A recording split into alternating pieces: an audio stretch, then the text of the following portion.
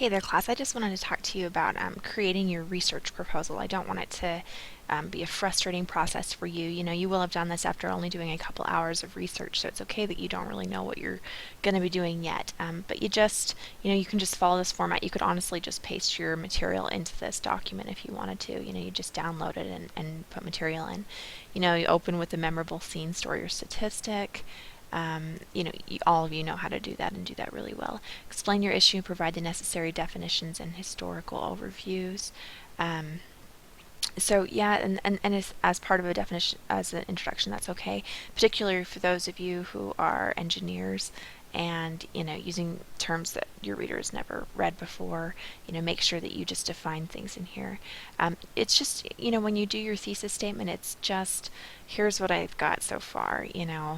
um, Children should go to preschool, as 4-year-olds to prep them for kindergarten because X, Y, and Z. You kind of take a stab after having done a couple hours of research. Just do your best to form a thesis statement.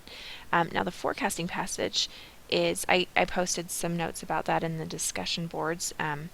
But it's just an overview of your structure. It's pretty easy to do. It's just going to be in your abstract, when you do your typical, you know, Joe Schmo, a junior at BYU, Idaho, demonstrates in his argument entitled blah, blah, blah, that parents are not doing X, Y, and Z. You know what I mean? He begins, he introduces the reader to the topic in the common terms, and then moves into a presentation of his different positions, which are X, Y, and Z. Then he demonstrates the opposing view, which is this, and concludes with this thought. You know what I mean? So it really won't be hard to write that abstract, and you can make it pretty general right now when you're doing your forecasting passage. But do know that your abstract is where you're going to have your forecasting passage eventually. And then it'll just be here's your position. If your thesis was X, Y, and Z, you'll do reason one is X, and here's the support for X. Now here's Y, and here's the support for it. Here's Z, here's the support for it. So these are my central claims that help me conclude that this.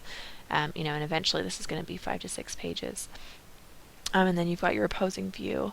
I really like how this breaks it up, that you're going to provide a great summary of the significant opposing views, and then you concede each point or challenge it. When people are drafting, a lot of times they're just taking shots in the dark, and I want you to spend a little bit more time seeing what the opposing view actually has to say. So what is their claim? What's their, and what's your response to it? Well, what about this? Well, what's your response to it? And so spend some more time fleshing out that opposing view. And then your conclusion, even after we've looked at these opposing views, really, this is the thing that we need to understand is that this does X, Y, and Z. Anyway, so you know what to do. But I just thought the thing that would give you the most trouble is that forecasting passage. But if you just format it like this, you'll be great. I don't mind if you do your own format. You can do whatever you want, just as long as it's prepping you to write your argument. Good luck.